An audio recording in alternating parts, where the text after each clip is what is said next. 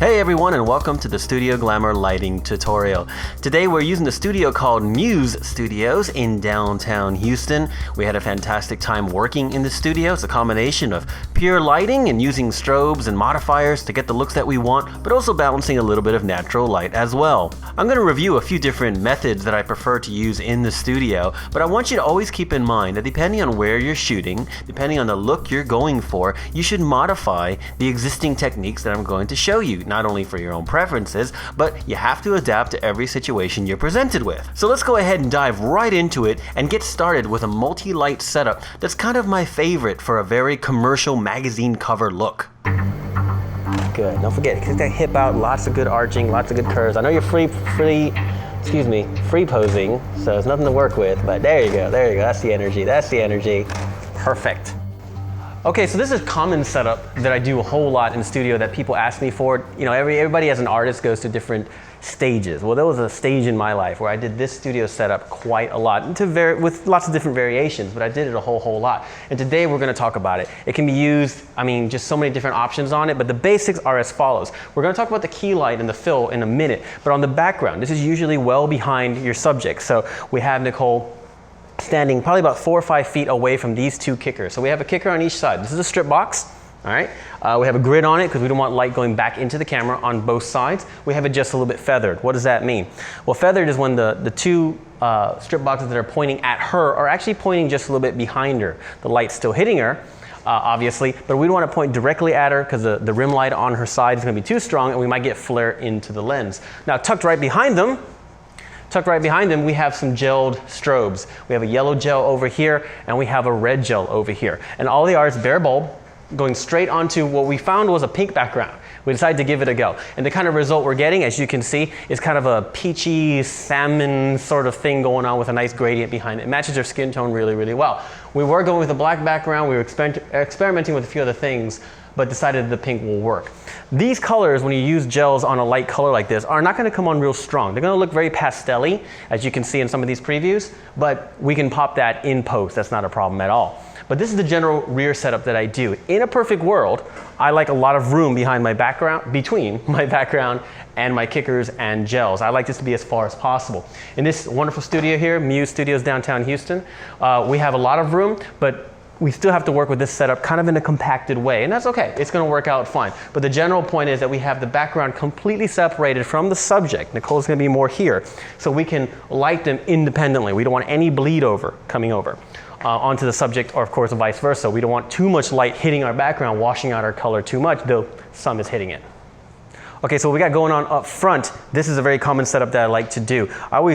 When I teach this setup, people kind of get freaked out because they're standing sort of straddling this one light up front. You've got a giant light behind them, which is a little bit counterintuitive, I know, at times, but when you're standing in front of a giant light source like this, you're actually not blocking a significant amount of light. You want a large light source because it's actually pretty far from her. On top of that, it's diffused. So what creates diffusion on a light source? Well, the first thing that creates the diffusion, of course, is the diffusion fabric. That's pretty obvious, but the size of the light source also is a big part of that. If it's a larger light source, it's going to have more light wrap, which we'll explain.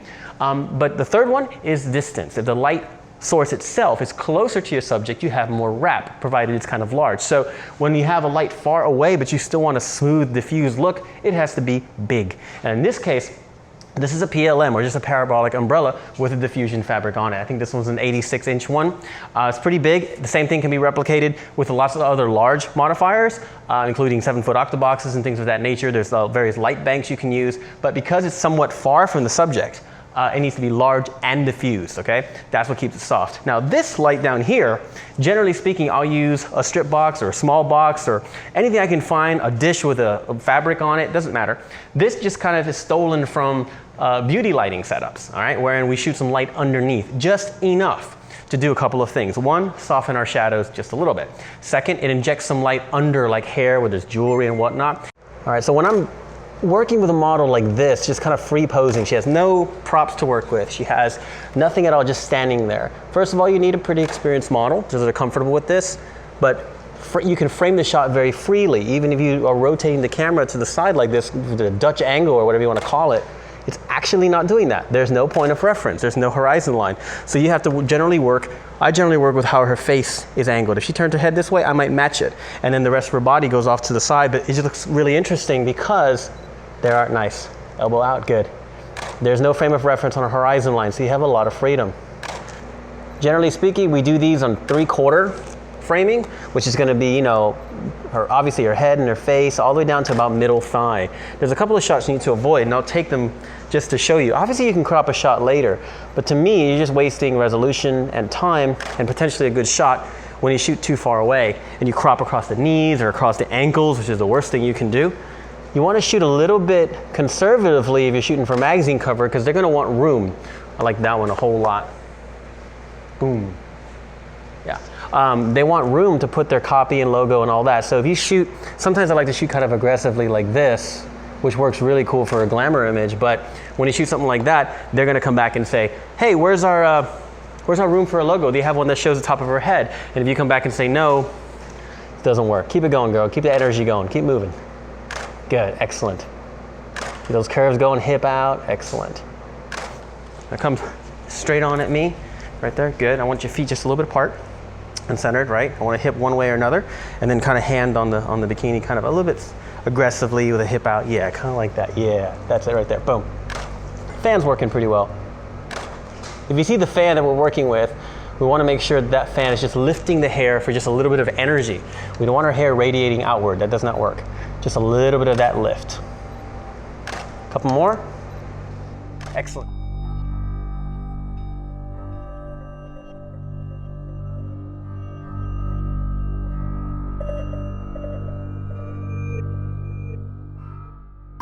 All right, the key I think here, guys, what I want to do is I want to be at her level. And that's why I'm on the floor abusing my knees, but that's just how it has to happen. Okay, settings, you know, we're going to definitely be pretty wide open, 2-2, which I've talked about in previous tutorials, that for me that's wide open. I don't try to push a lens to its limit. Good. All right, we're going to change it up now. We went from a full studio setup with, I don't even remember how many lights we had, a lot. And now we're gonna change it up to just one large light source. It's gonna be really diffused, just to kind of create a fill against the sunlight. We have a very diffuse sunlight as well. Because of that, it's not as powerful, or really not powerful enough to bring in a white reflector. It could create some fill, but I guarantee it won't be enough for what we want here. I don't want a deep, dark, moody, shadowy kind of feel. I still want it to feel kind of glamorous, but we are gonna be at a wider aperture to try to give it a softer kind of feel, more ethereal kind of feel. But we're gonna have a lot of color. Okay, first of all, her outfit is very colorful. The couch is very colorful. I don't think I wanna fight that necessarily. But we have a giant light source kind of far over there, real diffused with the fabric on it. And we're gonna try to balance it here and see how that works. I think it'll work really nice though. And we're gonna play around with some depth of field, both with the focal plane on her, completely a full length of her body. And then we're gonna try to get to some angles and create some depth of field effects. So it should work well. Excellent. Try to balance a little bit of that sunlight coming behind her, and so far it seems to be working. Let's keep both hands in the shot as much as we can. Yeah, exactly like that, and I love the curve that creates. And then your feet, you can bend them just a little bit inward, towards your butt, basically. There you go, so we have a little frame here. Excellent. All right. One of the reasons I'm doing the 2-2, even though there's not a whole lot of separation because she's so close to the wall, first of all, there's going to be a teeny tiny amount of separation. That is true. That's looking really great. But second of all, I want that soft kind of ethereal look. I don't want hyper sharp. But because I'm shooting at 2-2, pretty thin, I want to keep the focal plane parallel to her body. We are shooting glamour here, so we want to make sure their whole body is sharp from her head all the way down to her knees. Yep, and it is very, very good. Excellent. I love that. All right, so exact same lighting setup, because the PLM is so large, it's going to be pretty forgiving. So I can probably move around to here. And I move that focus point right on her face, and now I'm intentionally at an angle, creating depth from her face down to the rest of her body. So that should work pretty well, I think. The light did change. We have some clouds kind of rolling in, so my exposure did go down. I'm going to go ahead and try just slowing down, not slowing down, but popping the ISO a little bit. I need a little bit more exposure. Good. Yep, that'll work. I'd rather change the ISO than open up the aperture anymore. I don't want to push this lens to its absolute limit. Beautiful, Nicole. That's amazing. All right, let's, I'm finding that the light is kind of causing a shadow on her face from her hair a lot. That's not her fault, that's my fault. So I'm gonna reposition so her face is better lit, but I still have the depth effect that I want. Beautiful. All right, now we're gonna do a hard light setup. We just have one light source going, Absolutely no modifier of any kind. In fact, it has a chrome silver 7-inch reflector on it. All right, continuing the theme of keeping things simple, but now we're going to keep one light going, but we're going to make it a little bit, well, radically different actually. We have a hard light source. So we have this very specular chrome 7-inch reflector, and we're going to use this beautiful, just soft, straight white background, and we're going to play with the shadows a little bit. It's still going to be kind of glamorous, kind of fashion kind of feel. And it's going to lend itself for a certain type of retouch. So let's have a go on that and see what we do. This is going to create great specular lighting. It's going to be amazing on catch lights, and we don't have anything shiny on wardrobe right now, but it's still going to add a little bit of that kind of luminant kind of look to her skin, and we have a beautiful hard shadow. Now on the wall behind her, where you position her is how you play with the shadow. So we're playing with that shadow. It's part of our composition tool. Okay, we're at a higher sort of, tighter sort of aperture. We're at f8 because all we need is clarity. We're not even remotely worried about depth of field in this case. We just want nice extra sharp clarity. We're generally exposing for highlights in this case, so we're probably just a hair under, which is fine because we want it to have that real sort of hard-edged look. Now admittedly, and this is just some honesty here, when you're using a hard light setup like this, it doesn't flatter everybody. They're not a model that looks like Nicole. You're probably not going to make them look very flattering in this light source.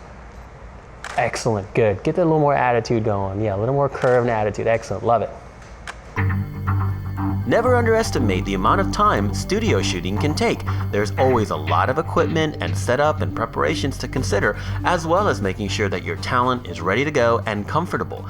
You have to take your time to do it right, but you shouldn't drag out a shoot to 8 or 10 hours unnecessarily. Good, hands are good, hands are good. Straight, good curve, excellent. That's a great flow. Nicole has a flow that I can definitely keep up with. She's not too fast, she doesn't drag and kind of kill the moment. She just flows very well. Okay, our final setup, it is flat out stealing from beauty lighting setups. Bottom line, we have, I think it's like a 3x4 box up high because we're gonna have her standing. Usually beauty, we have them sit down, but we're not here in this case. Similar to the first setup, we have a light below. I have a grid on it, but I don't think it really matters. All I'm doing is just injecting a little bit light upward to kind of create a glow and a softness and a double catch lights on the eyes. Back here behind it, there's a white wall, but I want to make sure it was pure white, so I hit it with a couple of strip boxes. A couple of reasons why I did that. The strip boxes, first of all, we had them set up so they were convenient. Second of all, when I hit a soft wash of light over them, the light's already sort of spread out. I don't have a bare bulb that's going to create a hot spot, especially with the lights being as close to the wall as they are. So it creates already a nice spread. We had them so powerful that it made the background completely white, but that's all right. It's no big deal. We could have had a gradient had we toned them down a little bit, and it might look a little more dynamic, but that's okay. Either way, we're stealing a beauty lighting setup and using it for kind of commercial catalog look because she's going to work with this cool dress. So it'll work out pretty well, I think. You can kind of read models' flow after a while. Excellent. Good. We're keeping the aperture real tight. We're about f8, f9 or so, because we want clarity. Depth is completely irrelevant. We just want some real sharp clarity. Excellent.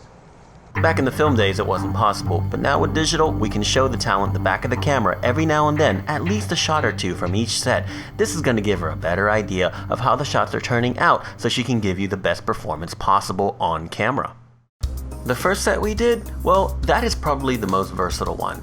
That's the set where you can change things up in all sorts of ways. You can use seamless paper on the background like we did, or you can use a textured wall that you find, or a hallway, anything at all. You want to create depth, you want to create flatness. There's so many things you can do. On top of that, you can hit it colored gels, you can hit it with all kinds of special effects. As many lights as you want, really. There's no limit. You can do 1 light or 10. It does not matter. And the more room you have, the more separation you can create. So that first lighting setup that we showed, it's just simply a basis, a foundation. I really want you to keep that in mind. Modify it, experiment with it. The key things to take away are that you have 2 rim lights, which is going to give her some shape and some separation from that background, right? It's going to give her some depth. It's going to help give those highlights. It also works really, really well if your model has shiny skin intentionally, like a fitness model especially. Those rim lights are going to be very, very, very important. But again, modify this setup to taste and to the kind of style you're trying to create. But the basic foundation of using a very symmetrical and centered lighting setup, 1 on top, 1 on bottom, and 2 on each side, creates a very sort of hyper-real look, and that's what I like to go for. The second setup is also highly versatile, but keep in mind that it can be done just about anywhere. If you're dealing with one big light source and you're playing with a shallow aperture, right? Because you want to get depth of field type of effects, this works really well, especially in situations where there's a scene of some form. Like here we had a couch next to a window in the studio, but you can do it in a bedroom, you can do it, well, any room really. It just really works well when there's a very tangible, obvious scene. Not necessarily just a straight background, a seamless or a wall or something like that. Works fantastic for that. Now, to be clear, a lot of times the setup we showed here is very common when you see it in boudoir photography, but I just want to add that boudoir photography is not a genre in and of itself. Boudoir is an approach. The shots we took of Nicole today are definitely lingerie glamour, even though we use some kind of, stereotypical boudoir kind of framing and the way we shot it and the depth of field that we're using, but it can be adapted, I should say, to lots of different environments. But it definitely needs to be in a real environment of some form, not just a blank background or something kind of surreal like we did on the first setup. As for the third setup, I want to say immediately, remember, hard light in the studio or anywhere really can be quite useful. You have to handle it in a certain way, because usually when you're using hard light, you have a bare bulb situation, you have flash going right into the model's face. It can be very uncomfortable, so you have to make sure that you read your model, see how he or she is feeling. Like, okay, you're flashing a bare bulb in their face repeatedly, make sure they're comfortable. Second of all, again, hard light brings out imperfections radically. On a professional model who has fantastic skin, very youthful skin, or whatever you want to call it, this hard light can be an amazing setup for a great retouch, because you have all this beautiful texture that's going to be right out of camera, and then you can use it all to retouch exactly what you want to create, kind of a realistic, but at the same time still that hyper real look that I definitely prefer. But keep in mind, hard light is not going to work too well on sort of the average person, and that includes me. If you put myself in hard light, or me and my mother or something in a hard light source like this, we're not going to look good. We're going to look uncomfortable, and all our imperfections are going to come out, and it's not going to work right. So this is really, for me, strictly a modeling lighting approach, as simple as it is. Now, the fourth lighting setup is very much like the first one, make no mistake. We have a centered key up high, and then we have that lower fill centered as well. Now, that fill is very, very important, all right? You have to make sure that it's not so bright that it's even, or that it's matching the key light. You don't want that, because that's just going to look almost like a ring flash. That's not what we want. And what exactly is the balance? What exactly is the ratio? I don't know. I know it's probably somewhere in the 3-to-1 ratio range. That's usually what it ends up being, but depending on the modifier I have below, depending on the strobe that I'm using, depending on the, just so many different factors that vary exactly how you want it. So I don't want to tell you put the key on one power level and then put the fill down below on a third of it, because it depends on mixing and matching strobes and modifiers. But the ratio is probably about 3-to-1, but you should definitely adjust it to taste. I will say this as a tip, that bottom light is barely there. If you turn it off and take a shot, you should see a minor difference. You should see slightly deeper shadows. It should look a little bit more, just a little bit more contrasty. But when you put that light back on, it should just inject a little bit of that light up into the shadows and underneath the hair, like we talked about in the shot, and a beautiful double catch light, which makes a big, big difference. It's a fantastic setup for beauty, again, for headshots, works really well, but I apply it here again to 3/4 shots and glamour shots. It makes for such a perfect edit because of clarity. Also great to make colors pop and make anything as shiny, jewelry or accessories or whatever, pop really, really well with all those beautiful lights. Really, that's about it. That's what I do in studio. Now, if I can be perfectly honest, I want to make sure that I convey the idea that you really need to do your style. You need to do what motivates and inspires you. All right, these 4 setups that I've shown you, and hopefully some of the tips and tricks that I've discussed, are going to give you a help or a push or some kind of motivation to go in a direction that you want to go by taking the knowledge from this tutorial and applying it to whatever it is you want to do. I want to see your style evolve. If that includes you trying all 4 of these setups exactly like I've done them, to give them a go, maybe you've never tried them before, and then you can evolve your style from there, fantastic. If you may never do a setup like this, but you saw the tutorial and thought, there's some interesting thoughts in there, awesome. If If you've done all these lighting setups, then maybe I've given you a tidbit of information or a little extra guidance or something that might give you a spark of motivation to go in a different direction. We should learn from all experiences in photography. I love watching other photographers work regardless of their experience level. It helps me get a better idea of what's out there, what options are out there. So take these 4 setups, take the last 20 minutes simply as guidance, simply as suggestions. And I want you to try them, I want you to apply them, and I want you to take your style and your art and evolve it to what you want. Because at the end, that's what matters. We have to remember that we're artists. So, best of luck in all of your work. Rewatch the video if you need to or want to. Shoot me emails, nino@ninobatista.com, or leave a comment. More than happy to discuss. We'll see you on the next video very soon.